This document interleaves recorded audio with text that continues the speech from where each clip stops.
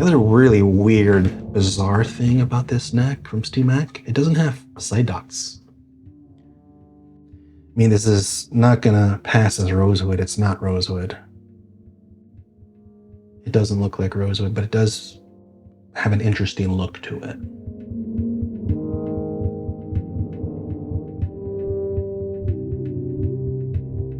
So these Mac necks are not a real paddle head.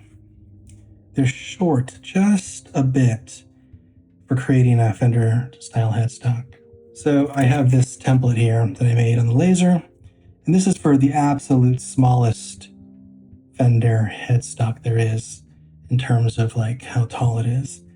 And we're missing quite a bit here, so I would say maybe half an inch. So this is half an inch short of being a full Fender headstock. So what I'm going to do is use the bandsaw and cut this portion out. And when I have this portion, I'll be able to use this flat edge, flip it, and glue it onto this section there. Hopefully be able to match the grain, but it's at least the same wood, so there won't be any color variation.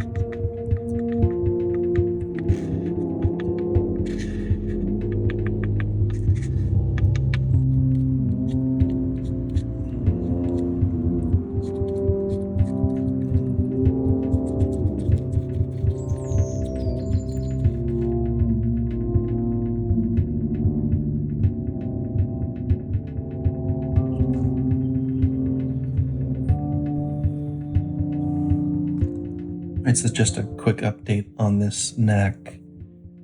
I did glue that section to make up and account for this round portion of the headstock.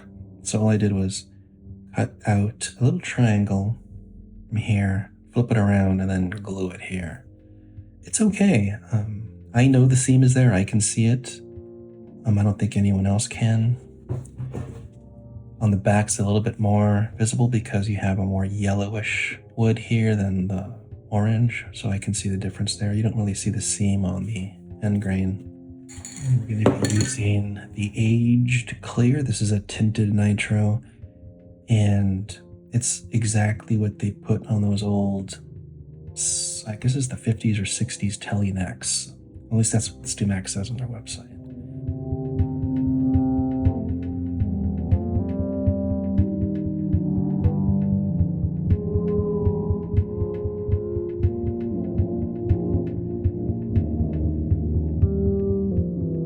So I think the lacquer came out really pretty, and just a shame that I need to actually relic it. So the process here is just using the aged clear to tint it, and I just put 2 coats of the aged clear.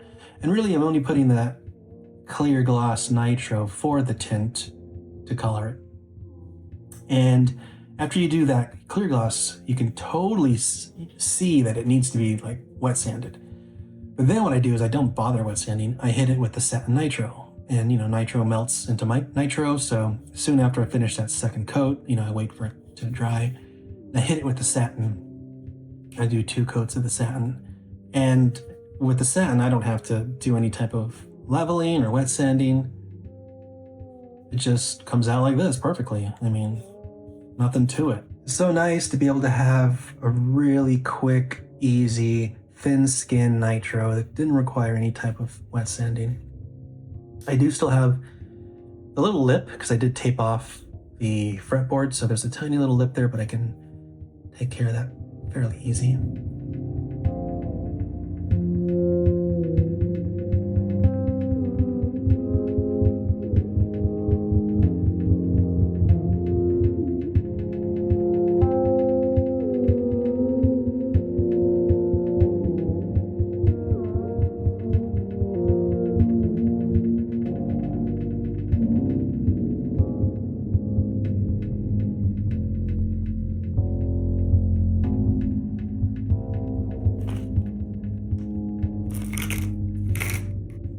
These are cheap, made in China, vintage style tuners, and these are supposedly nickel.